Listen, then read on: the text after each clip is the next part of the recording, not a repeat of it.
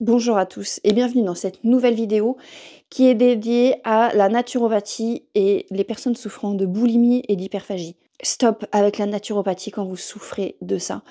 J'ai trop de personnes qui viennent me voir, qui font des régimes, qui essayent absolument de mettre une alimentation santé, qui font des jeûnes et en fait qui ne s'en sortent pas. C'est un cercle vicieux, elles retournent dans leur crise, elles culpabilisent.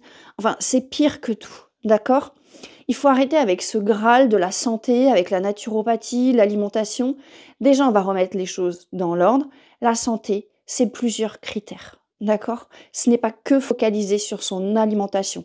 Il y a aussi la joie de vivre, la spiritualité, les relations sociales, le sport et l'alimentation. Ce n'est pas que le seul élément pour la santé.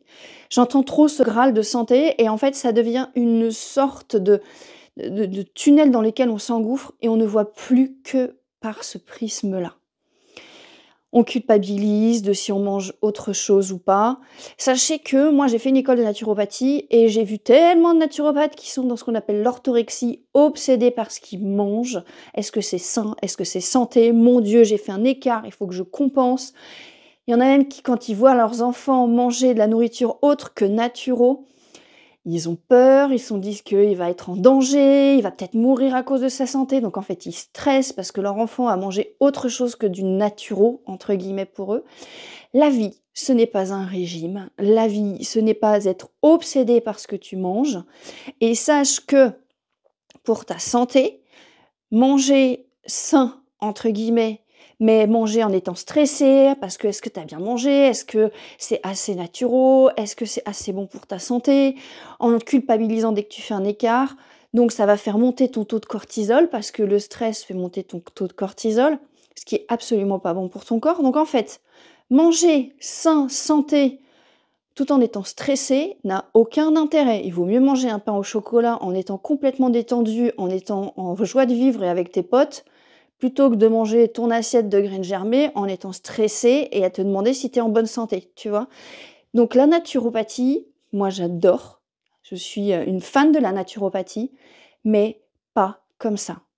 Il faut sortir là de cette naturopathie ultra sévère là où il faut être comme ci, comme ça, très robotique. Stop, la santé, il y a la joie aussi, d'accord? Il y a pas que l'alimentation. Vraiment, il faut en fait, ça me sort par la tête, par les yeux, parce que quand je vois des gens en séance qui sont persuadés que le jeûne va les faire sortir de leur crise de boulimie et de l'hyperphagie et en fait, ça les emmène dans des cercles encore plus vicieux et ils ne comprennent pas pourquoi ils s'en sortent pas, parce qu'ils font tout bien, ils essayent de manger naturel, bio, santé, faire attention au gluten, au sucre.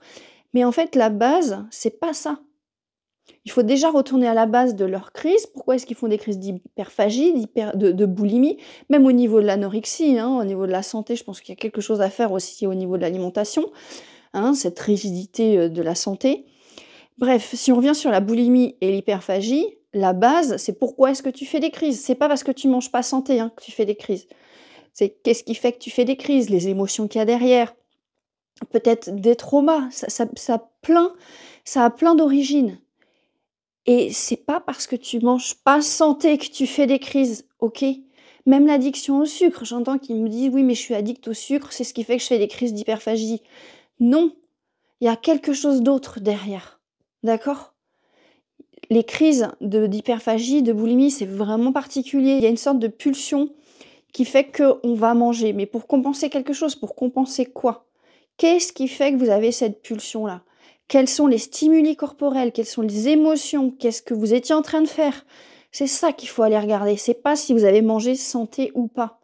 Oui, ça aide parce que ça permet d'avoir de l'énergie, ça permet d'être mieux, mais comme je l'ai dit avant, si vous mangez sous stress, ça n'a aucun intérêt. La base de la base, on va d'abord voir pourquoi vous faites des crises, pour remettre un cycle normal alimentaire, hein, avec la faim, la satiété, quelque chose qui est beaucoup plus naturel dans votre corps, qui permet d'avoir une homéostasie, c'est-à-dire que votre corps se règle tout seul, fonctionne tout seul.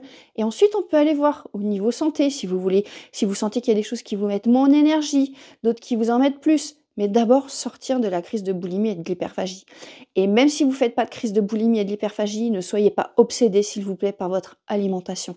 Je le sais parce que je l'ai été moi-même quand j'ai découvert la naturopathie, où j'étais dans ce cadre ultra normé de l'alimentation, c'est comme ci, c'est comme ça. J'étais devenue très rigide, je culpabilisais encore plus, je suis partie sur de l'orthorexie, c'est-à-dire que je voulais faire attention à tout ce que je mangeais, donc je faisais des crises à côté d'aliments interdits. Avec mes enfants aussi, j'étais ultra pour ne pas dire de gros mots.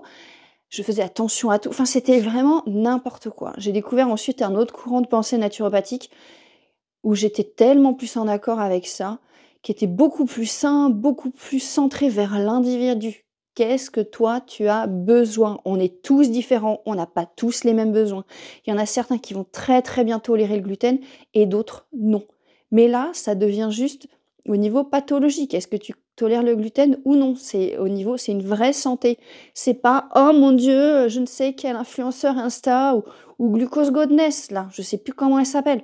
Mais pour moi, c'est une augmentation des troubles du comportement alimentaire. Genre, ah, il faut absolument que je prenne mon vinaigre de cidre le matin ou avant de manger je ne sais quoi, que je prenne ma petite salade de carottes avant de manger mon donut.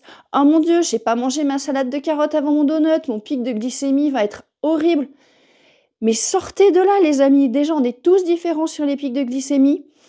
Toi, tu vas pouvoir manger un donut avec un taux de glycémie bas, un autre pourra manger le même donut avec un taux de glycémie élevé parce qu'on est tous différents. Arrêtez de suivre je ne sais quelle méthode à la mode, je vous en supplie. Bref, vous aurez compris que j'étais un peu agitée dans cette vidéo, mais parce que quand je vois les gens qui viennent en séance avec moi, ça m'agace. La naturopathie, c'est retrouver pour moi la joie de vivre. C'est pas un truc qui enferme. C'est pas un truc qui te dit mon Dieu, mon complément, mon magnésium, mes graines germées. Ok, c'est un truc. La vie, c'est de la joie en fait.